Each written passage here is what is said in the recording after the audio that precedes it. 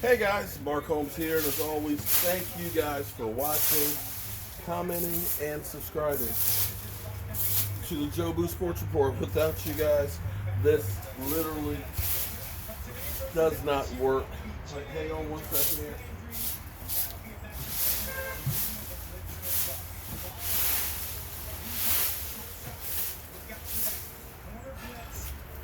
It is football Sunday, and we've got a terrible slate on early today.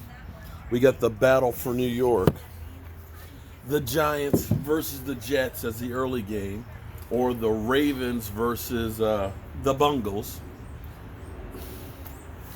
And the Cowboys don't play until tonight. So there's that. So we're hearing some news about my quarterback, Dak Prescott, and of course the Dallas Cowboys, that the two sides cannot seem to come to an agreement. In fact, regardless of Jerry Jones saying that he thought things were moving a little closer, I always tell you, pay attention to what Stephen Jones says. Stephen Jones is stuff you can take to the bank. Jerry, well, you take it with a grain of salt.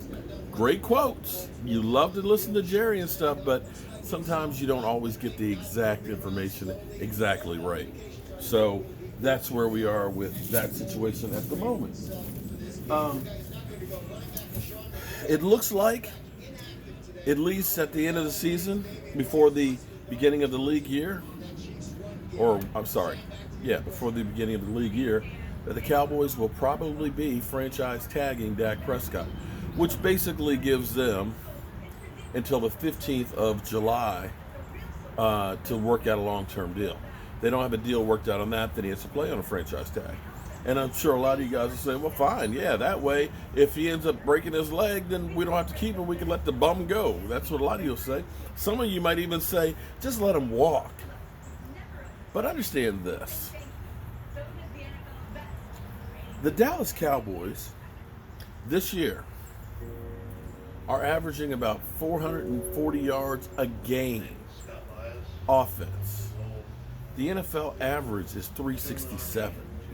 They are leading the NFL.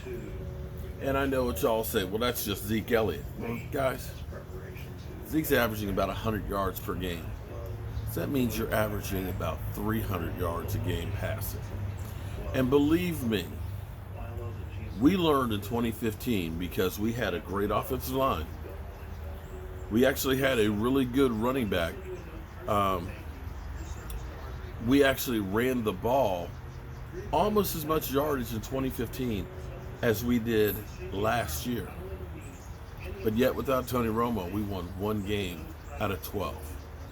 Dak took that same team that those guys couldn't do jack with and ended up going 13-3.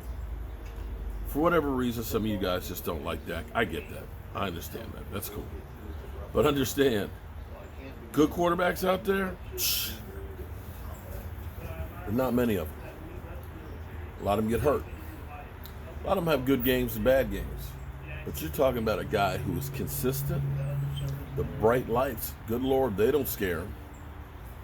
A guy who's a winner and has won everywhere he's been. And it looks like the Cowboys will end up having to franchise tag him, at least to give themselves some more negotiating room. For the Cowboys, that would be about $33.5 million in salary hit for next year, which would be close to half of the cap space that they have. I don't expect the Cowboys to keep him on a franchise tag because, for one, that basically tells the guy we don't really believe in you, and it puts all the onus on you that if you get hurt, well, we don't know you jack. And you don't want to develop into a situation like Kirk Cousins where you have bad feelings, because Dak has been the complete professional. Dak has always done everything about the Dallas Cowboys. Dak has always busted his behind to get better. You don't see a Baker Mayfield in him or a Johnny Manziel. You see a guy who works every day to get better. And those guys, my friend, are few and far between. Eventually the Cowboys will get that long-term deal for him. It just won't be anytime soon. So we'll see where that goes. I'll be checking in with you guys on some of the early games and things. And we'll be, of course, live streaming here from the man cave. Oh, boy.